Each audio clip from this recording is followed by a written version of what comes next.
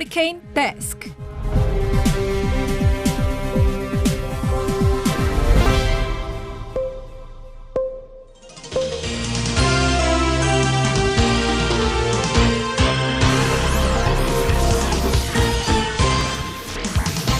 먹고 살기 힘들어도 지나치면 안 되는 세상 소식 전해드립니다. 허리케인 데스크.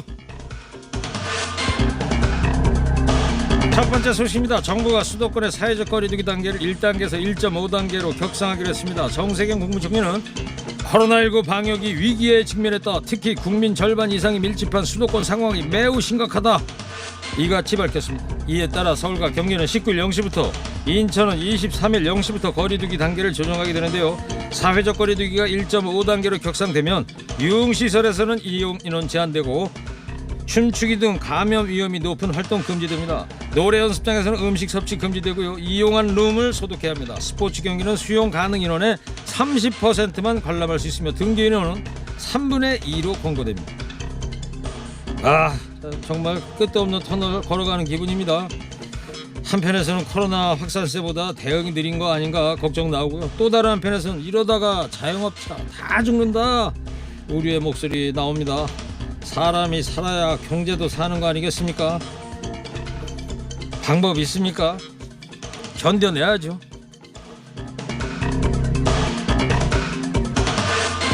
미국 제약사 모더나가 자체 개발하고 있는 코로나19 백신이 94%가 넘는 효과가 있는 것으로 나타났다고 밝혔습니다. 이는 최종 3상 임상시험에 참여한 3만여 명을 대상으로 분석한 결과인데요. 미국의 또 다른 제약사 파이자에 이은 긍정적인 임상 3상 결과 발표로 연내 백신 접종 시작과 내년 상반기 상용화에 대한 기대감이 커지고 있습니다. 특히 모더나의 백신은 영하 75도 안팎 초저온 보관이 필요한 화이자 백신과 달리 일반 냉장고에서도 보관할 수 있어 훨씬 보급이 쉬울 전망입니다. 모더나든 화이자든 누구라도 빨리 희소식 가지고 오길 기대합니다. 그러나 이 백신 개발된다고 금방 해결되는 게 아닙니다. 우리 마음과 태도가 너무 느슨해지는 거 이거 경계해야겠죠. 다음 소식입니다. 대한항공이 아시아나항공을 인수하는 빅딜이 공식화됐습니다. 산업은행이 대한항공을 지배하는 한진칼에 8천억을 투입하고 한진칼은 이 자금을 받아서 아시아나항공 인수를 위한 대한항공 유상증자에 참여하는 방식입니다. 지난해 운송실적 세계 19위인 대한항공, 29위 아시아나항공 통합되면 운송량 단순 합산 기준 세계 7위로 올라서게 됩니다. 글로벌 톱10에 드는 초대형 항공사가 탄생할 전망이지만 코로나19 위기 속에 양 항공사 모두 유동성 위기를 겪고 있는 상황에서 업계에서는 기대와 우려가 교차하고 있습니다. 합병으로 경쟁력을 높인다는 게 정부의 발상이죠. 하지만 동반무실, 독과점 문제 국민한테 더 큰 짐이 되지 않을까도 걱정이고요. 국민 혈세가 밑빠진 독에 물 붓기식으로 들어가지 않도록 무엇보다 감시 감독 업무 철저히 해야겠습니다.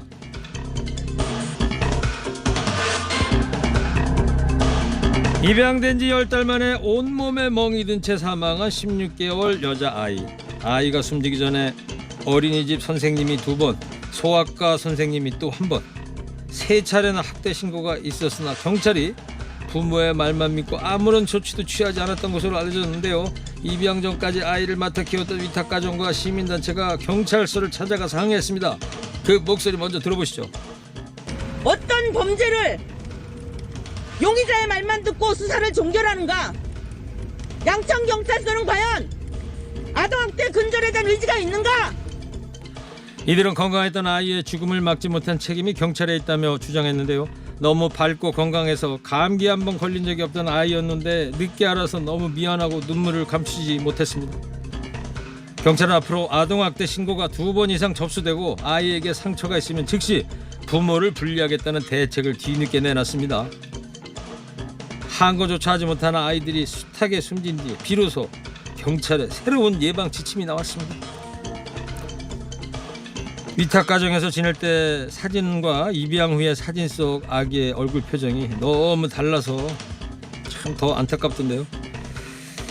표정만 봐도 알 수 있었을 텐데 양천경찰서의 안일한 대응으로 결국 16개월 천사 같은 아이는 귀한 생명을 잃고 말았습니다. 양천경찰서, 이 아이의 죽음에 전혀 책임이 없다고 자신할 수 있을지 모르겠습니다.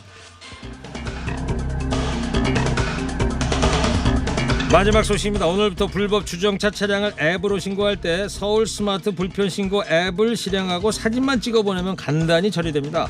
서울시가 서울 스마트 불편 신고 앱의 기존 6단계 절차를 대폭 간소화한다고 밝혔는데요. 그동안 신고자는 차량 번호를 일일이 수기로 입력했으나 이제는 앱을 켜고 사진만 찍으면 사진 속 번호판 숫자를 자동으로 인식하게 됩니다. 기존처럼 신고자가 직접 위반 유형을 선택할 필요도 없습니다. 또 현장 실시간 신고뿐만 아니라 앱으로 사진을 찍어뒀다가 당일에 한해 사후 신고도 가능합니다. 개선된 서울 스마트 불편 신고 앱은 앱스토어와 플레이스토어, 원스토어에서 다운받을 수 있습니다. 허리케인 라디오 청취자 여러분들은 그동안 잘 하셨으리라 믿지만 괜히 과태료 물지 않으려면요 앞으로 조금 더 주의하셔야겠습니다. 근데 다 좋은데요, 제발 주차장 좀 더 만들어주면 안 됩니까?